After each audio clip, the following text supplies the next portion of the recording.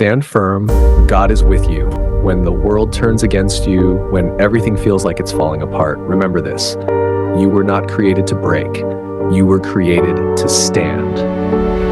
You see, storms will come, pain will strike, people may betray you, dreams may delay, but the God who formed the stars also formed you, and he did not place you here to live in fear. Stand firm even when your heart is heavy, even when the answers don't come, even when your strength is gone, because God is your strength, not the world, not people, not circumstances, God. He says in his word, I will never leave you nor forsake you. And when God says never, he means it. So, when you're surrounded by darkness, lift your eyes to the hills.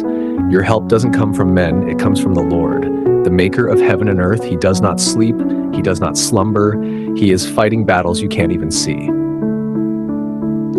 Stand even if it hurts. Stand even if they laugh. Stand even if no one claps for you, because heaven is watching and your victory is coming.